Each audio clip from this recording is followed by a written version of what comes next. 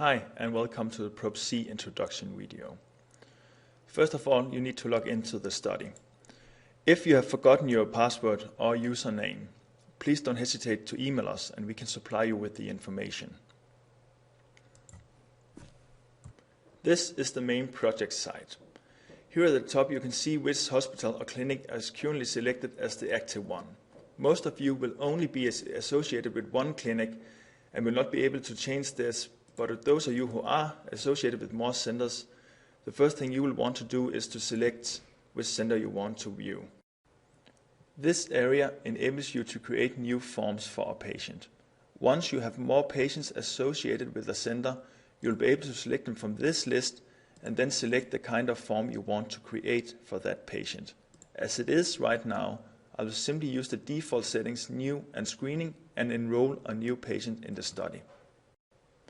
This is the screening form which is used to enroll new patients in the PROB-C study.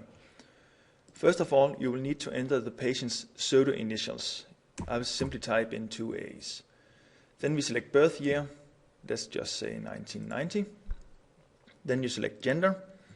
Then you will have to select the screening date. Per default it is set as today's date, but for demonstration purposes I'll date it a bit back, so let's just say 19th of January 2012.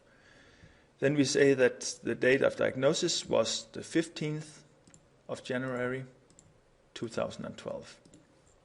And we suppose he was infected on the 1st of January 2012. Then you will have to verify all of the inclusions criteria. So I will simply go ahead and do that. And finally say no, that there is no other causes of acute hepatitis. And then I'll save the form. Once the patient has been enrolled in the PROB-C study, you will be guided to this form. Here at the top you can see the ID given to the patient, the diagnosis date and the infection date.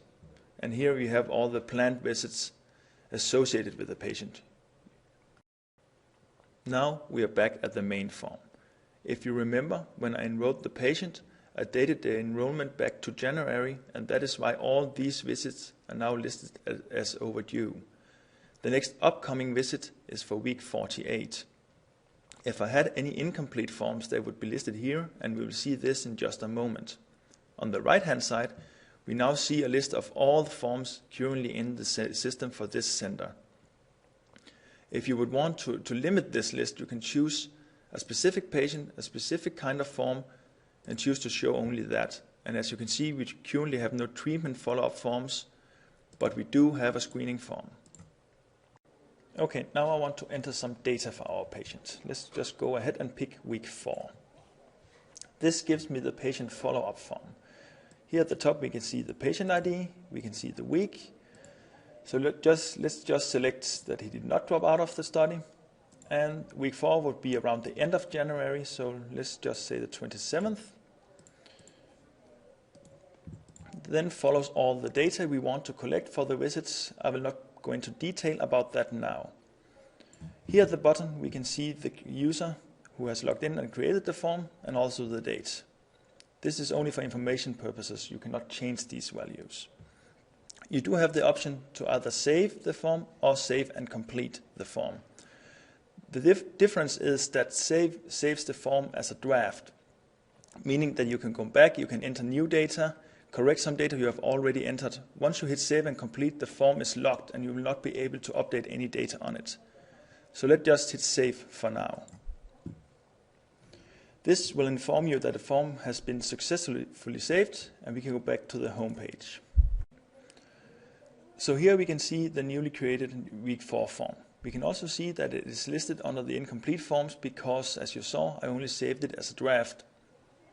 So let's suppose I want to finalize the form now. This is dated nearly a year back, which actually means that this is kind of a retrospective follow-up. So suppose I don't have any more data to enter, I will simply hit save and complete. The system will then run an integrity check on the data I have entered. And of course it finds lots of errors, I haven't entered anything. If I really cannot finalize or put in any more data on this form, I will have to click this checkbox. this says that this form is incomplete. I know that it is. I have entered all the data I can, which allows me to bypass the integrity check and simply let me save the form. And we can go back to the home page and have a look at it. Here you can see that the form can no longer be found under incomplete forms or overdue visits, as it has now been finalized.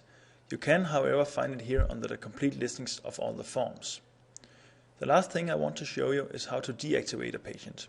Simply select the patient from this list. Then type in a reason for the patient leaving the study. So,